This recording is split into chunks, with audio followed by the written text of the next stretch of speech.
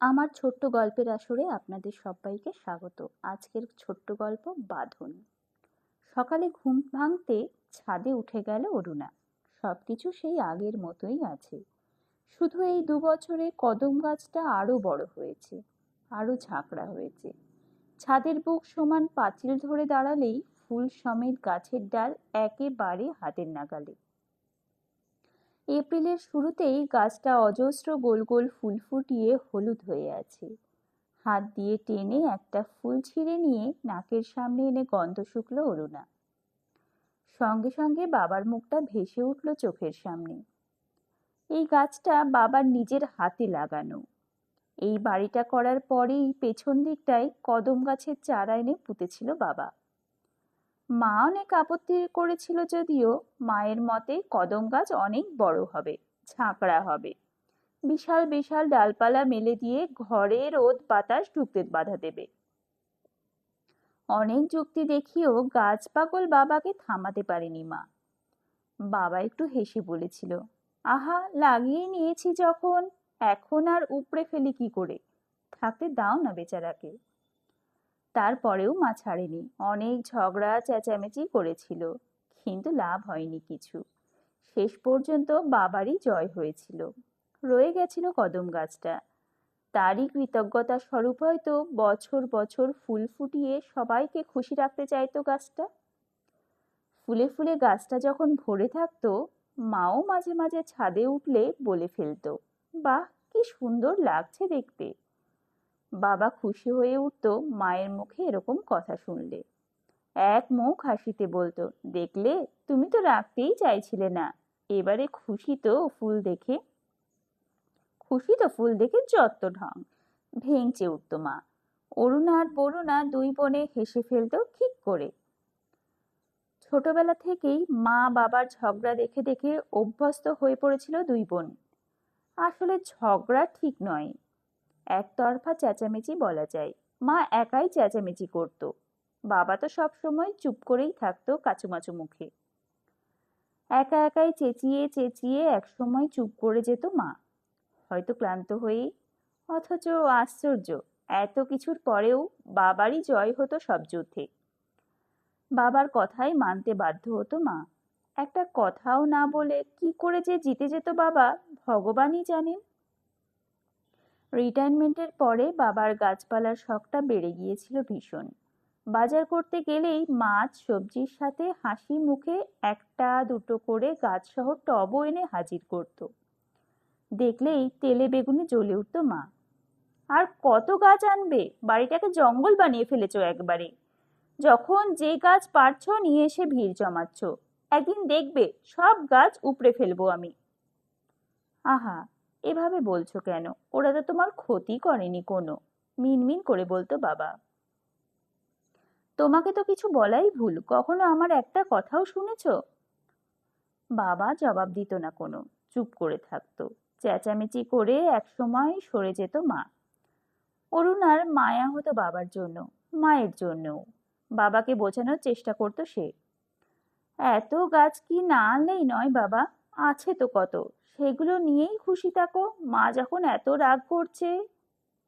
কি করব বলতো মা, গাছ দেখলেই এত লোভ হয়, কিছুতেই সামলাতে পারি না নিজেকে, কাচুমাচু মুখে বলতো বাবা। এরপর এমন অবস্থা হলো, গাছগুলোর জন্য বাবা বাড়ি ছেড়ে কোথাও যেতে চাইতো না। একরকম ঘরবন্দি হয়েই থাকতো। কোথাও বেড়াতে যাওয়া তো দূর, দিদির বাড়িতেও যেত না।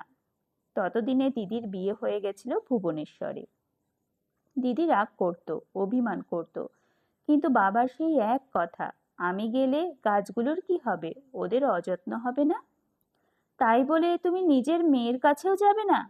গেলাম তো সেবার, এখন আমাকে ছেড়ে দে, মা আর বোন যাবে তো।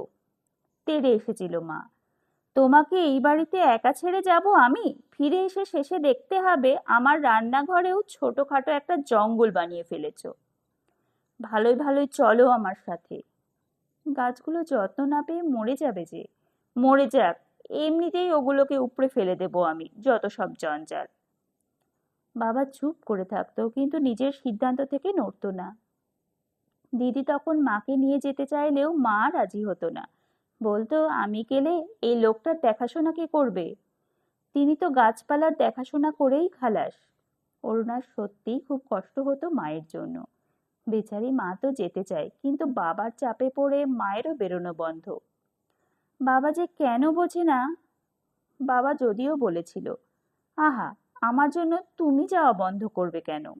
বুড়ি এত করে বলছে, তুমি যাও অরুকে নিয়ে। সেই ভাগ্য রেখেছো নাকি আমার এই চার দেওয়ালের মধ্যে বন্দি হয়েই শেষ দিন পর্যন্ত কাটাতে হবে আমায়? চিৎকার করেছিল মা। আরে তুমি কেন বন্দি হয়ে থাকবে? তোমার জন্য, তোমার জন্য, ফুঁসছিল মা। কেন এমন করছো বাবা? যাও না, ঘুরে এসো, অরুণা বলেছিল। মাথা নিচু করে ঘাড় নাড়িয়ে বাবা বলেছিল, আমার কোথাও যাওয়ার উপায় নেই রে মা। গাছগুলোর কি হবে বলতো? স্তম্ভিত হয়ে চুপ করে গেছিল অরুণা। বুঝেছিল বাবাকে বোঝানোর চেষ্টা করা বৃথা। এরপর 1 বছরের মধ্যে অরুণারও বিয়ে হয়ে গেল দিল্লিতে। সেও অনেকবার চেষ্টা করেছিল মা বাবাকে নিজের কাছে নিয়ে যেতে। জানতো পারবে না, তবুও বেচারি মা। দেখতে দেখতে এইভাবেই কেটে যাচ্ছিল দিনগুলো। দুই বোন ধীরে ধীরে ব্যস্ত হয়ে পড়েছিল নিজের নিজের সংসারে। ছেলে হওয়ার পর দিল্লি থেকে কলকাতা আসা যাওয়া কমিয়েই দিল অরুণা। দিদিরও একই অবস্থা। মেয়েকে নিয়ে ব্যস্ত থাকার কারণে সেও কমই আসতো কলকাতায়। ফোনেই যোগাযোগ হতো মা বাবার সাথে। মা বাবা একা একা থাকছে বলে দুই বোনেরই উদ্বেগ হতো খুব। কিন্তু বাবাকে হাজার বলেও যে ও বাড়ি থেকে বের করা যাবে না, দুই বোনেই জানতো। কাজেই উদ্বেগ হলেও কারোর কিছু করার ছিল না। অরুণা 2 বছর আগে এই বাড়ি থেকে ঘুরে গেছিল শেষবার। ছেলে বিলু তখন 3 বছরের। তখনও সে বারবার চেষ্টা করেছিল বাবাকে বোঝাতে, কিন্তু কাজ হয়নি কিছু। গাছপালার জগতে ব্যস্ত হয়ে থাকা বাবাকে নিয়ে ঘরবন্দি অবস্থায় কেটে যাচ্ছিল মায়ের জীবন। এভাবে মুক্তি আসবে স্বপ্নেও ভাবেনি হয়তো। দিন 10 আগে গভীর রাতে ফোন বেজে উঠেছিল অরুণার। ঘুম ভাঙা চোখে উদ্বেগ নিয়ে ফোন ধরেছিল। সুমনও ঘুম ভেঙে উঠে বসেছিল, দু চোখে প্রশ্ন নিয়ে। ওপাশ থেকে মায়ের কান্না ভেজা গলার স্বর এসে আছড়ে পড়েছিল অরুণার কানে। তোর বাবা বোধহয় চলে গেল রে অরু। মানে, কোথায় চলে গেল? কি বলছো? অরুণার মাথায় কিচ্ছু ঢুকছিল না। তোর বাবা নেই, নেই, কোথাও নেই, তুই তাড়াতাড়ি আয়। ফোন কেটে দিয়েছিল মা। অরুণা থরথর করে কাঁপছিল। মায়ের কথাগুলোর মানে স্পষ্ট হলেও ওর যেন কিছুই বোধগম্য হচ্ছিল না। পেছন থেকে সুমন জড়িয়ে না ধরলে অরুণা পড়েই যেত হয়তো। সুমনি তখন তাড়াতাড়ি মায়েদের পাশের বাড়ির ফোন করে ঘটনাটা জানিয়ে ওদের অনুরোধ করলো ব্যাপারটা তখনকার মতো সামলাতে। পরের দিনের ফ্লাইটের টিকিট বুক করে নিল সঙ্গে সঙ্গে। পরের দিন ভোরের মধ্যে কলকাতায় নিজেদের বাড়িতে পৌঁছালো অরুণা। দিদি আগেই চলে এসেছিল। দেখতে দেখতে সব কাজ মিটে গেল। সুমন দিল্লিতে ফিরে গেল। জামাইবাবুও চলে গেল ভুবনেশ্বর। দিদি আর অরুণা ছেলে মেয়েদের নিয়ে রয়ে গেল মায়ের কাছে। দুই বোনেরই প্ল্যান মাকে সঙ্গে করে নিয়ে তবেই ফিরবে।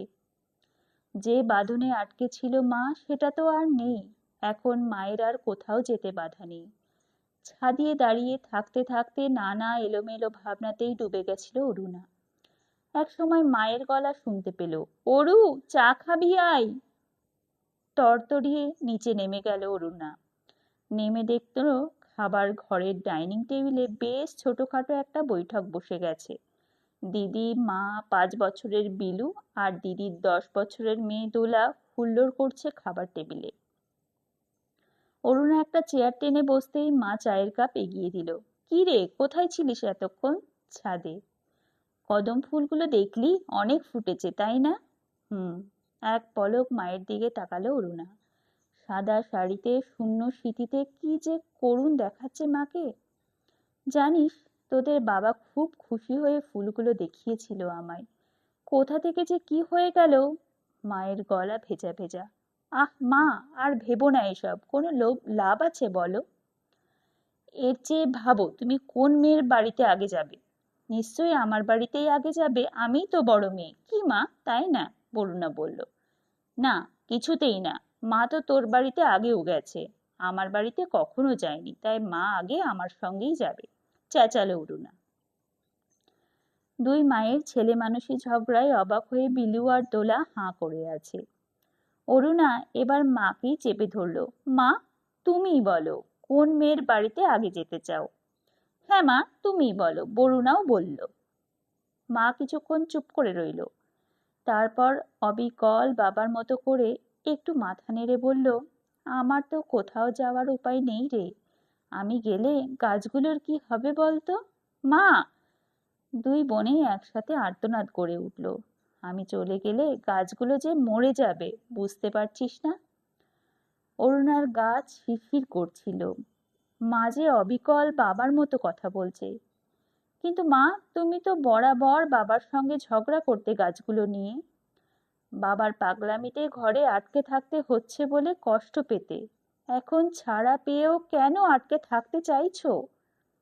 বরুণা আর্তস্বরে বলল, যতদিন গাছগুলো আছে ততদিন আমি ছাড়া পাই কি করে? লোকটা কষ্ট পাবে যে গাছগুলোর কিছু হলে।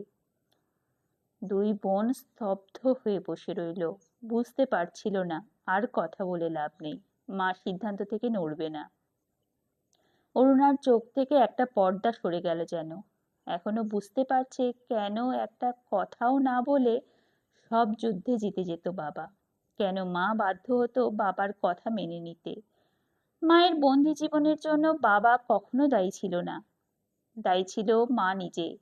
আর দায়ী ছিল বাবার প্রতি মায়ের প্রচন্ড ভালোবাসা। নিবিড় ভালোবাসার বন্ধনে বাবাকে জড়িয়ে রেখেছিল মা। বাবা চলে গিয়ে সেই বাঁধন আরো দৃঢ় হয়েছে। মায়ের আর মুক্তি নেই এই বাঁধন থেকে, পরিষ্কার বুঝতে পারছে অরুণা। কলমে মাধবী ভট্টাচার্য, পাঠে আমি বৃষ্টি।